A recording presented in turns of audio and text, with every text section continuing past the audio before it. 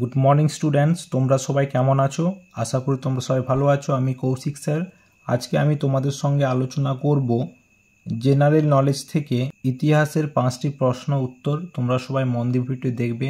যারা আমার ইউটিউব চ্যানেলে নতুন, তোমরা আমার ইউটিউব চ্যানেলটিকে সাবস্ক্রাইব করে দেবে এবং পাশে থাকা বেল আইকনটিকেও অন করে রাখবে। যারা ফেসবুক পেজ থেকে দেখছো, তোমরা আমার পেজটিকে ফলো করে রাখবে। চলো কথা না বাড়িয়ে আমি আমার ভিডিওটি শুরু করছি। হিন্দু প্যাট্রিয়ট পত্রিকার সম্পাদক কে ছিলেন? শিশির কুমার ঘোষ, হরিশচন্দ্র চ্যাটার্জি, সুরেন্দ্রনাথ ব্যানার্জি, মতিলাল ঘোষ। সঠিক উত্তর হবে হরিশচন্দ্র চ্যাটার্জি। হরিশচন্দ্র চ্যাটার্জি ছিলেন হিন্দু প্যাট্রিয়ট পত্রিকার কর্ণধার। এটা কলকাতা থেকে সাপ্তাহিক প্রকাশিত হতো। এটি ইংরেজি ভাষায় প্রকাশিত হয়। ব্রিটিশদের হাতে নীল চাষিদের অত্যাচারের কাহিনী তুলে ধরতে এই পত্রিকাটি বিশেষ ভূমিকা পালন করেছিল। ভারতের ইতিহাসে কয়েকটি পত্রিকা ও তার সম্পাদক: Hindu Patriot Harishchandra Mukhopadhyay, Indian Mirror Keshabchandra Sen, Jugantar Bhupendranath Dutta, Sanjibani Krishnakumar Mitra, Sandhya Brahmabandhab Upadhyay, Tattwabodhini Akshay Kumar Dutta, Parthenon Derozio, Bande Mataram Shri Aurobindo, Bengali Surendranath Bandyopadhyay, Amrita Bazar Patrika শিশির কুমার ঘোষ। এর পরের প্রশ্ন দেখো, উত্তর ভারতের 3 প্রধান বংশধারাকে শেষ করেছিল ব্রিটিশরা কোন যুদ্ধের দ্বারা? চুচুড়ার যুদ্ধ, পলাশির যুদ্ধ, পানিপথের যুদ্ধ, বক্সারের যুদ্ধ। সঠিক উত্তর হবে বক্সারের যুদ্ধ। 1764 খ্রিস্টাব্দে অনুষ্ঠিত বক্সারের যুদ্ধে জয়লাভের ফলে সমগ্র গাঙ্গেয় সমতল ভূমিতে ব্রিটিশ সাম্রাজ্য বিস্তারের কাজ সহজ হয়েছিল। যুদ্ধে ব্রিটিশদের 3 প্রতিপক্ষেরই অপূরণীয় ক্ষতি হয়েছিল।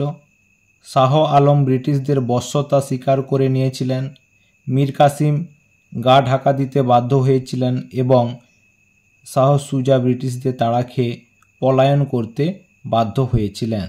এর পরের প্রশ্ন দেখো, কোন ঐতিহাসিক পুঁথিতে ভারতীয় রৌপ্য মুদ্রাকে রূপা নামে অভিহিত করা হয়েছে?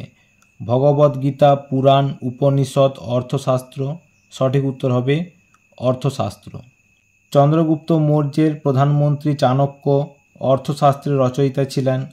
অর্থশাস্ত্র গ্রন্থে চাণক্য রৌপ্য মুদ্রাকে রূপা বলে উল্লেখ করেছেন।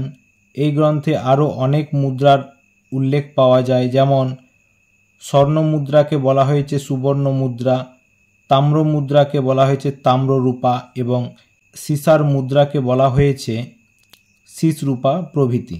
এর পরের প্রশ্ন দেখো, কলিঙ্গ যুদ্ধ সম্বন্ধীয় তথ্য জানার মুখ্য সূত্র হল দিব্য বন্দনা, মহাভামসা, প্রস্তরলিপি 13, শিলালিপি 7। সঠিক উত্তর হবে প্রস্তরলিপি 13। অশোকের 13তম শিলালিপিতে কলিঙ্গ যুদ্ধের বিস্তারিত বিবরণ পাওয়া যায়। কলিঙ্গ যুদ্ধের কারণে যে ক্ষতি হয়েছিল এবং তার পরিণামে অশোকের যে পরিবর্তন হয়েছে তার বিস্তারিত বিবরণ এই শিলালিপিতে আমরা পাই। এর পরের প্রশ্ন দেখো, তত্ত্ববোধিনী সভার প্রতিষ্ঠাতা ছিলেন শিবানন্দ শাস্ত্রী, কেশবচন্দ্র সেন, রাজা রামমোহন রায়, দেবেন্দ্রনাথ ঠাকুর। সঠিক উত্তর হবে দেবেন্দ্রনাথ ঠাকুর।